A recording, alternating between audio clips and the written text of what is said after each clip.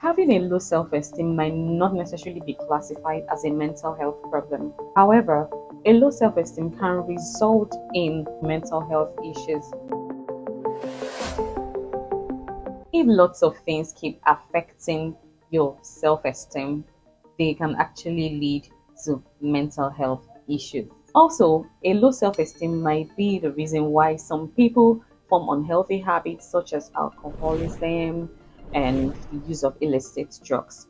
I promised to take you through the ways that you can boost your self-esteem. However, how do we get to the ways when we don't talk about the causes? So guys, permit me to introduce the possible causes of a low self-esteem for this week. Next week, I promise on my scout's honor to deal with the ways that you can boost your self-esteem.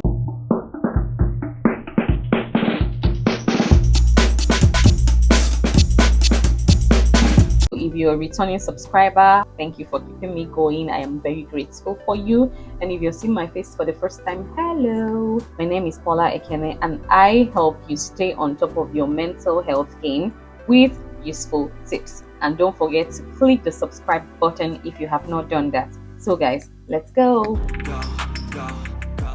Last week we talked about signs that you might be battling a low self-esteem, and we talked about the definition, the different ways that you can talk about self-esteem. Sorry if you did not see it, or if you haven't seen the video, I'll link it up here so that you can watch. Low self-esteem often begins in childhood. You know, a child is still forming, still gathering habits, watching a lot and learning a lot. Everyone, siblings, parents, teachers, the society, the social media send signals to a child, negative and positive, about themselves and about the environment and all of that, and they learn what to cope with, how to cope with the ups and downs of life. As a child grows, different expectations are set, and if this child does not live up to these expectations, the child's self-esteem is usually affected. Now, straight to the causes of a low self-esteem. I group them into 4 easy ways that you can remember the possible causes of a low self-esteem. Number 1 has a group in it: the caregivers, the parents, and important adults in a child's life.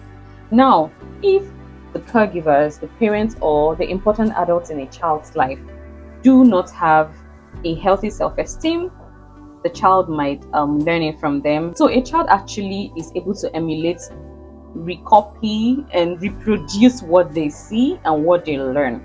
So if a child has adults with low self-esteem around him or her, that child is most likely going to develop a low self-esteem. Also, if there are frequent negative feedback from these adults, from these people that the child looks up to, or negative criticisms, this child is probably going to get worn out, and the self-esteem might drop. If this child does not get positive feedback, does not get applause, accolades, and encouragement from adults, there's a possibility that a low self-esteem might develop, and this thing takes the child through until this child comes in contact with experiences or people who identify this in them and teach them how to take it away. 2, medical conditions. Some medical conditions can actually result in a low self-esteem. These medical conditions actually make the sufferer feel like they are not worthy to be humans.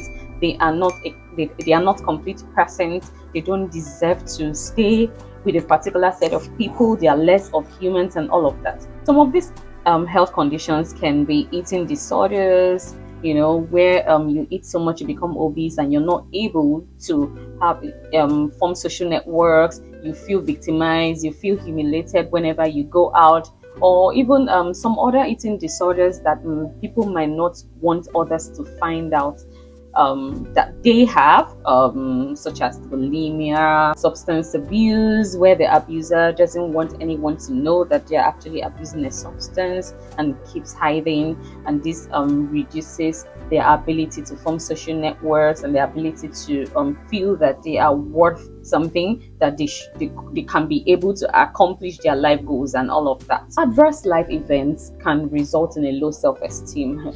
Adverse life events such as bereavement, there's heartbreak, where people think that it was actually their fault that the relationship did not come out fine. And especially if they have partners that kept gaslighting them or keep telling them that they can't keep relationships. You keep hearing you can't keep a relationship, you're not worthy of being dated. Trauma, certain kinds of trauma, abuse, intimate partner violence, where some certain forms of violence such as financial, where one's partner stops them from engaging in work or from earning money, and starts financial violence where they don't give them money, they don't get to meet their needs, and so they cannot actually face the outside world. They cannot carry out their regular activities, and whenever they meet with people, they feel low about themselves. Other experiences, such as bullying. If a child or an adult keeps getting bullied constantly, and if they actually don't stand up to the bully, or if they do not identify that it's actually bullying, it has the tendency of ripping their self-esteem off them. It just goes low, it drops down, and it deflates. And the last is biology. In one way or the other, some people are just wired to be able to take life's lows, in some certain way, why some other people take them in another certain way.